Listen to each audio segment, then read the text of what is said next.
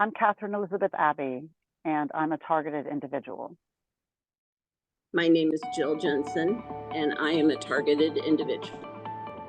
I'm Felicia Reed, and I am a targeted individual. I'm Tim Cassella, and I'm a targeted individual.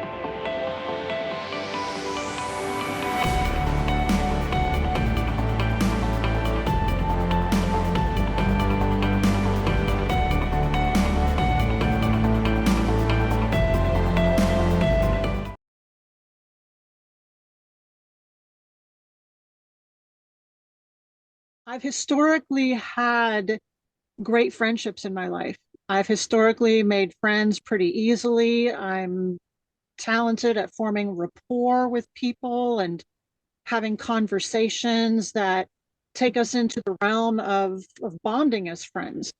And so when I experienced targeting, some of the things I experienced were the people targeting me were not only were they trying to undermine my own activities, but they would do things to try to undermine the way that my friends would think about me. My friendships have changed a lot. I think always in life you have people who are acquaintances and people who are friends and close friends. But this experience has even drawn out more distance between those two. Acquaintances you absolutely cannot count on. They don't want any part of what you're going through. But even with friends, real friends and close friends, I think because we're always in crisis mode, that it's too much for people. Like they can't live at that level all the time. And before this started happening to me, I was the least dramatic person you would ever meet. What happens is it puts a strain on friendships, really any kind of relationships, even familial relationships, and it isolates and divides. It's been my experience.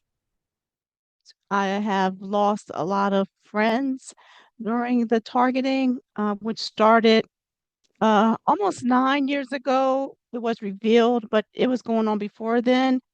And the targeting, of course, started with, subliminal approaches and instances and events which were tolerable for normal relationships, but as it progressed and escalated and the playbook was being used more, the friendships dwindled. So I've lost just about all of my friends, and it hasn't been easy. It has not been easy. They would implant thoughts in their heads. They would do these manipulative things. I've had multiple people describe to me things that were inserted into their minds, things that they saw, dreams that they had, where the perpetrators who were on me were trying to do something to distance them from me, especially if it was a man who might have been attracted to me, because my targeting has involved sex trafficking types of things. And so when you've got people doing possessiveness, domination type things, and then you've got people around you and they want to keep people away from you, those kinds of dynamics were going on in those earlier days of targeting. Yes, I have spoken with a handful of my friends, not all. About 2 years ago, I moved to a different city. So it's a city where I used to live a long time ago. So I had some friends that carried through, but the majority are new friends. The ones that I spoke to who are real, trustworthy people, provided some support for me. They offered to pray for me, which was huge, and I'm so grateful for that. But the majority, I don't even know how to describe it. I think they've just sort of faded out after that because the information was so crazy to them, so outside the norm, so extreme, and also it forces you to face a reality of what's happening in the world. And not everyone wants that bubble to be burst. Now, over time, as I expanded my set of friends who also experience being targeted, and we can pretty much talk with each other about anything and everything, and we can understand where each other is coming from, and we can say, oh yeah, I experienced that too, and blah blah blah blah blah. So it's interesting how friendships get manipulated, which friendships stick together, which friendships separate because it's just too much. When you're targeted and you're immersed in the intrigue involved, it can just be too much. I haven't really, because the gang stalkers who gang stalk myself, they have this threat on myself. That's if I were to call my family to seek support or to offer support or to find out even what's going on in their lives, they'll kill my daughters. So I don't call anybody. A lot of what I have done is to just not talk to people who don't know what I'm talking about. And that helps me to save face and to save, some of my reputation. Because if you don't understand what I am conveying, or you're not taking the initiative to even learn about it, that it's hard to interact. But of course, when it first started, I did share with my friends, hey, I've got people sitting outside my home. I've got people actually following me. I've got strange cyber things happening on my phone and my computer. I've had my home opened, left open, damage done. Those are the kind of things that people can kind of grasp. But when you get into the deeper levels of paramilitary type targeting, it's not for everyone. So at some point, I just really stopped talking to friends. Um, so to be the person who is always having something explode in my life, um, my friends don't know what to do with that most of the time. I'm grateful for the ones that I still have, but most have distanced themselves from me. But those friendships that you can talk with people in, and you have shared experiences that bring you together to give support to each other, I very much value the friendships that I've had that have been able to stand the test of the pressures involved in targeting. So I thank God for that. One, to save them. I don't want anyone else to go through this. Two, if you don't know what I'm talking about, can you really help me or understand me? Or are you going to think I'm, just as crazy as the people that are doing it? And three, why wouldn't you reach back to me or reach out to me as a friend going through something very traumatic? So, we have different levels of needs as human beings. And I would think that with friends, if they see you going through something, then they're your friend. They're supposed to say, okay, I'm not going to wait for you to call me. I'm coming over. I'm going to be there for you. I'm going to make sure you have food. I'm going to make sure bills are paid. There's a certain way to display that you are really a true friend. You don't wait to be asked.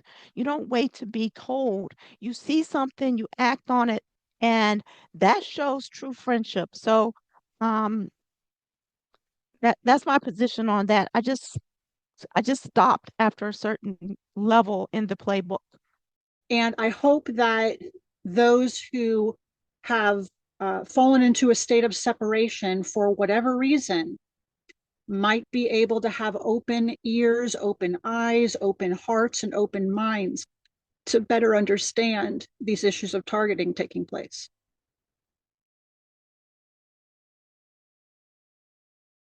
I tend to speak about these things with most people, and I try to do so meeting the person where they are. Different people have different levels of knowledge, different levels of rhetorical ability. Sometimes I might meet a person who they're all into that and we can have more advanced conversations about it. Other times people might be new to the concept and I might introduce the fact that neurotechnology has the ability to transfer thoughts in brain to brain interfacing, brain to computer interfacing. That's a really basic thing to understand if we're going to have conversations about these things. Right now, I like to wait and see. When I make a new friend, get to know them, sort of get a sense of who they are and whether or not they'd be trustworthy with this information.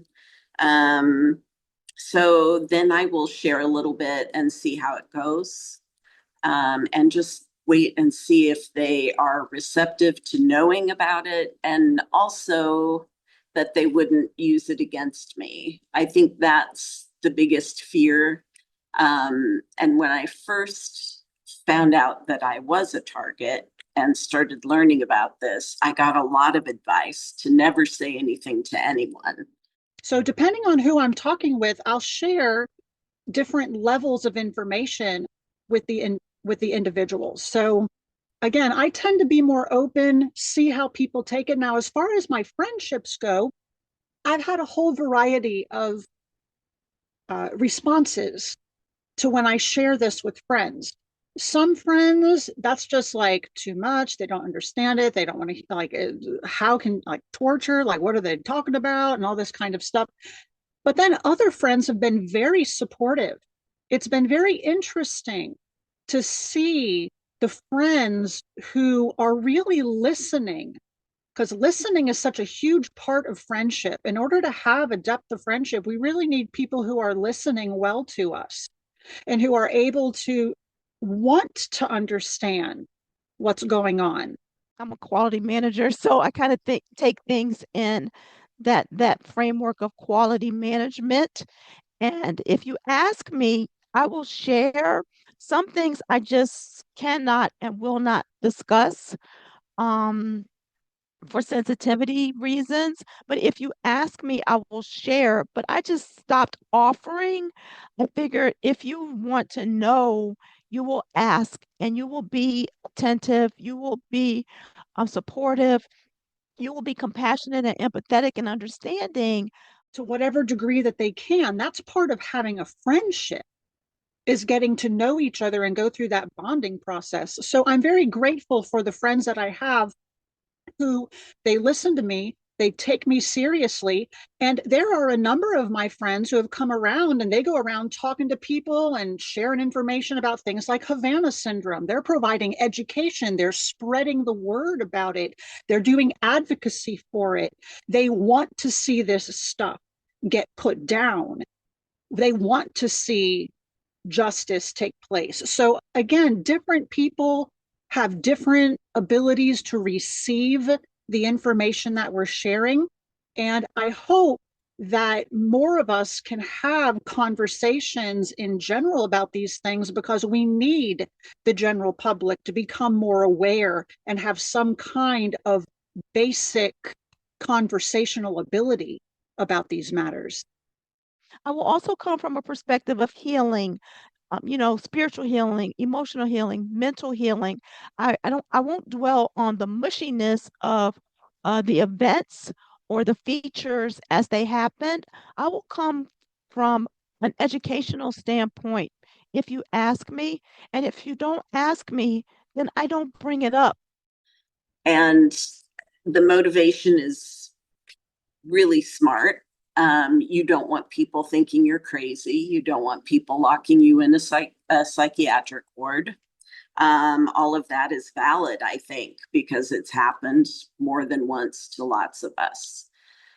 But now I'm moving toward the advocacy side where I'm talking to lots of people about it, but not necessarily my own friends. You know, I may share that I am talking about this and I'm working for people who are in this situation. And if they're trustworthy, I will say, and I'm one of those people.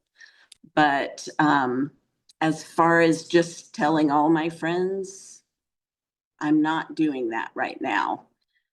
I don't bring it up, but if I am experiencing something, maybe physical, where I'm feeling, the electricity or the ear contact or something, I might discreetly say, my sinuses are a little sensitive. I've got some drainage in my ear. I will bring it in layman's terms. I'm going to be very technical. I'm going to be very professional in my answers. I'm going to be scientific, and I'm going to be factual.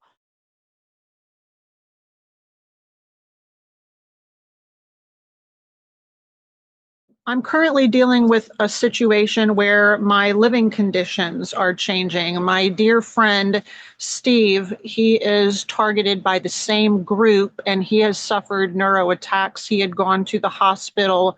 He then had to be moved into nursing care. We're currently living in a situation where he needs more care, hands-on care, than what I can provide here at this location. So we're having to go through some changes with that. I anticipate eventually moving from this location. So we're going through some significant changes in our lives at this time that are directly related to the neuro attacks that we experience. So last night they gave me a sleep bomb, which is basically they damage your brain in some way and you can't wake up. So I woke up at 2 o'clock this afternoon and my brain is still not working the way it should. I've actually developed numbness on both sides of my body. And I'm using notes right now because I can't remember stuff. And I've got some balance issues. So I think this is something that they have been doing for a while. Anyway, it completely messes up my schedule and it messes up my sleep schedule, and I can't get anything done because the world operates from 8 to 5, and it's been frustrating. I'm a certified coach and a trained speaker, besides an artist and a quality manager. So I was on the circuit, the talk circuit, and providing healing modalities and holistic approaches for individuals, because I'm also a holistic wellness provider. And I primarily focused on uh, early life trauma, adult abuse that happened in my 20s, and I'll be 63 this year. So I was primarily focused on that. And that was my pitch. That was my talk. And something in what I was doing as I became more popular, or more sought after, more empowered, more knowledgeable, more tactile about my presentations, something must have triggered a reaction or an agitation in those people who were targeting me, and I didn't know they were targeting. So as a result of me being pronounced in a public, environment or setting, or the public itself, certain things started to happen. Take a word and put a definition on it that isn't in the Merriam-Webster dictionary, or sometimes even is, and just attach a different meaning to it.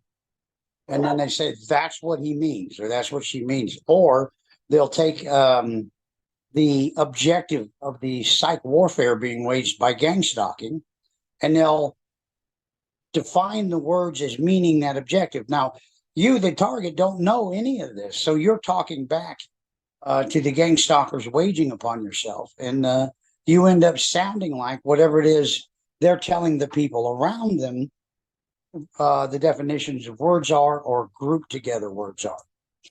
And so when a person is experiencing these things, we need a medical community who has the necessary training to be able to listen effectively to what people are experiencing and gather the necessary data and documentation to do further investigation into that.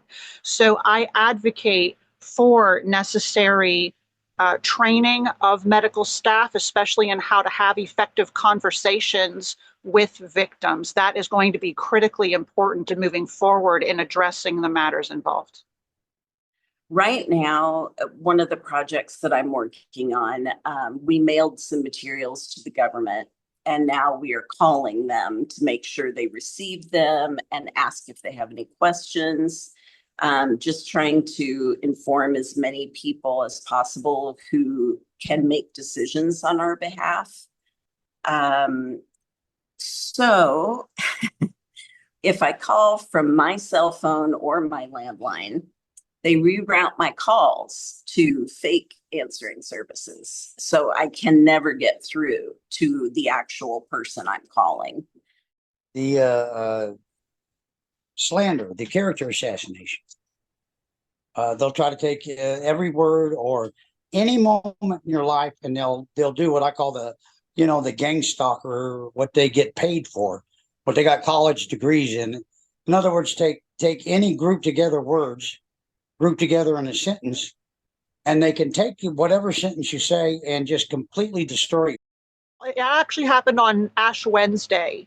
It got to the point where we decided to call 911. The paramedics took him to the emergency room. He had been in the hospital for a number of weeks and has now been transferred to short-term nursing care to evaluate how to proceed as he gets the therapy that he needs. Unfortunately, the medical system, the professionals have no training in being able to evaluate the effects of neuroattacks. So they can only utilize the knowledge that they have.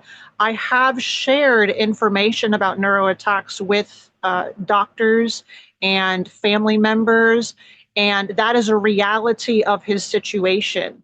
Tomorrow I have appointments in the morning, so I have to stay awake all night tonight in order to make my morning appointments. Otherwise, they'll just knock me out again. There was an escalation of home invasions and property damage. And the more I seem to speak up about even abuse in my 20s, which was life-threatening domestic violence, I started to experience more repercussions, and I figured out like, hey, these events are can't be related to what I'm speaking on that happened previously in my life. And then I started to, become more knowledgeable, self-taught in cyber gang stalking and different, paramilitary equipment and tactics. And that's when I realized that something that I was doing in life was agitating those who were targeting me by stalking me that I wasn't aware of. So I was a victim, of course, we don't know. We don't know until it's revealed, right? I was a victim of targeting before I knew it. Also, with the project I'm doing, we're on X a lot. And I started in December. And since January, I have not been able to write a comment on anything that I repost. And I've contacted X multiple times. I've tagged them in posts, but I'm blocked from calling X support, even though I pay for a premium X account. The repercussions have escalated to chapter 9 of a 10 chapter playbook, and I believe that the 10th chapter is the healing chapter where everything is revealed and it's over with, right? So I know, it's just interference in what we're trying to do, and it's frustrating to constantly have to work around what these people are doing. But at the same time, it sort of tells me that this is what we're doing on X matters. So I'm at chapter 9 of a 10 chapter playbook, and I just say that theoretically, but it has been horrible. It has been extremely horrible. Not many people would survive it. And it has been, of course, designed to sabotage, greatly alter my life, impact every element from spiritual, financial, emotional, mental, uh, knowledge and wisdom, just everything about me, exploitation, reputation, and it's got to be out of a fear. These people have fears of being revealed, and of course they can't have that happen because I'm sure I'm not their only target. So again, I was at a very heightened level of repercussions that's still going on where there's been wrongful accusation, extreme narcissistic personality abuse, triangulation, gaslighting, there's been coercion and threats. So there's a fear factor going on, and I just say it doesn't belong to me. I'm going to speak up, I'm going to help others, I'm going to be very transparent with what I'm going through. Doesn't even matter what you say. What is that? Peter Piper picked a pepper, picked a pepper.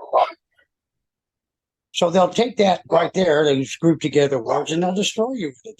They can make up any kind of story whatsoever they want. I know that I am targeted. I'm not going to deny that energy because in denying, we bring more of it. And I'm of a firm belief when we bring things to the light, that's when we can heal. So, their fear is not mine. I have been wrongly accused in court settings, on legal documents because of their fear and their desire to control me to like just be quiet about it, don't talk about it, deny it, or else. And these people have no boundaries. They have no boundaries, whatever it takes. I get kill her, kill her, kill her on drones around my house and different messages. And, I just chalk it up to them being really fearful, cyber bullies, and, people that are in need of deep healing and some support. Because how do you get out of something like that if you're in it? I can't imagine what they're going through. I don't try to imagine. So the repercussions, again, are at a chapter 9 of a chapter 10 playbook of abuse. So, yeah, that's sort of where I live every day, frustrated. I would love to bring together a group of people with relevant areas of professional purview in physiology, in anatomy, in this technology that's being used, people who have purview in investigation, and let's evolve and grow and develop the field of investigation into these things. So I put prayers up to that. God is my number one. I live in vocation to God, so I'm trusting in God's timing for addressing what needs to be addressed. But these kinds of debilitating effects are what I have to deal with on a daily basis, hour to hour, even minute to minute.